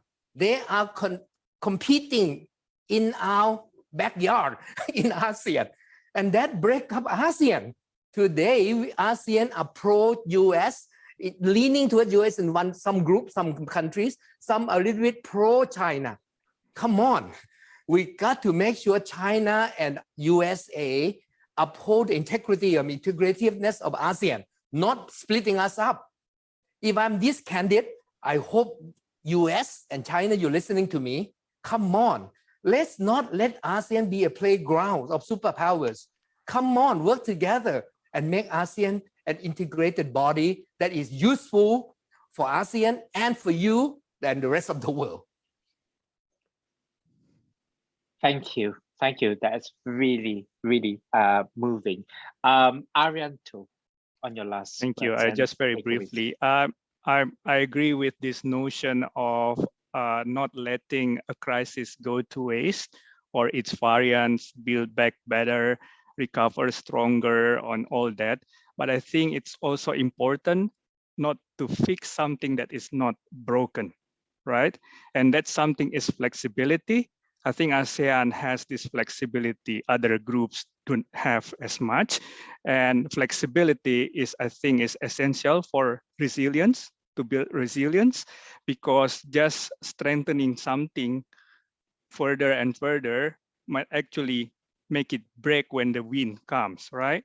So I think we need to get a good balance there. Collaboration, of course, is very important, and things like, for example, ASEAN has not been progressive enough on collaboration on food security, right?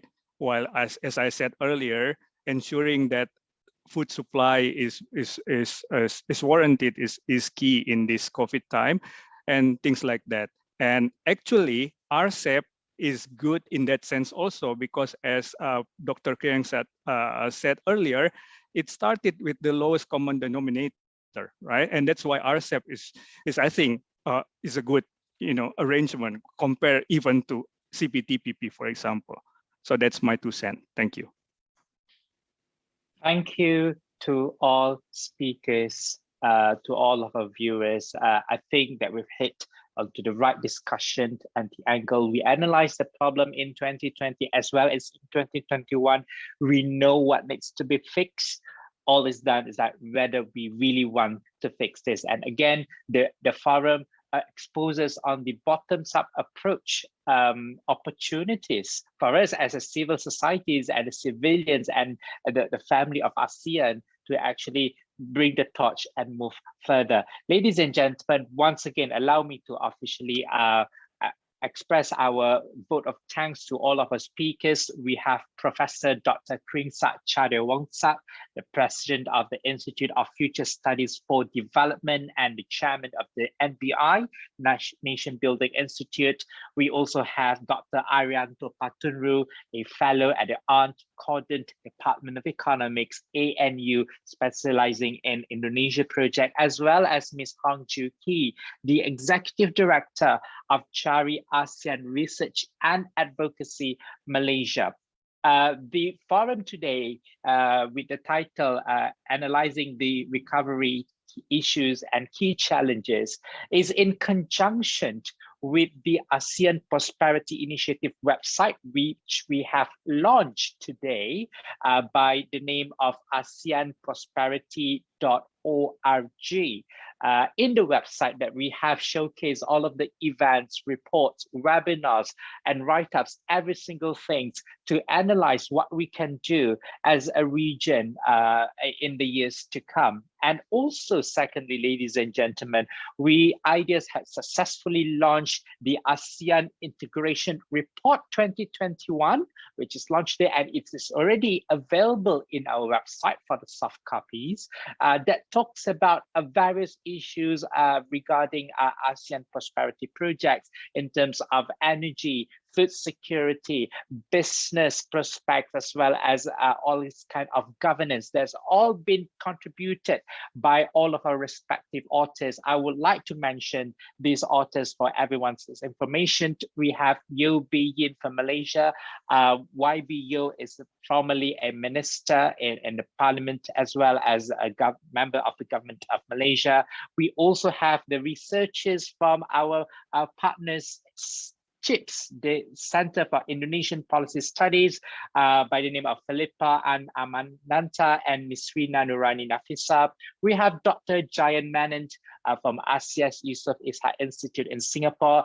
Dr. Menon also joined and asked questions earlier on, thank you, as well as Ms. Jukhee from the CARI ASEAN Research and Advocacy. So these are very good findings and very good reports. Please have a look at this report. We welcome any feedback onto this report so that we can always improve and explore newer areas in the research of ASEAN prosperity. And we look forward for 2022 for a more rigorous research and advocacy. Certainly, Dr. Kriengsak and Jukhee has laid out the points of advocacy. What can IDEAS explore in 2022 when it comes to prosperity in ASEAN? And we look forward for all of your support in this kind of process. Once again, thank you very much. Stay safe, stay pleasant, stay positive. Have a really good Merry Christmas and 2022 year ahead from IDEAS Malaysia to all of you. Thank you. Thank you very much. Thank you so much. Thank you. Great to talk to you all. Yes. Thank you. Good to learn from all of you. Thank Jukhee, you. thank you. Thank Keep in you. touch. Tricia, thank you. Thank you all. Just a note to thank, especially all of you for being here, but Prof. Kringsak's very, very passionate plea is something that I will take with me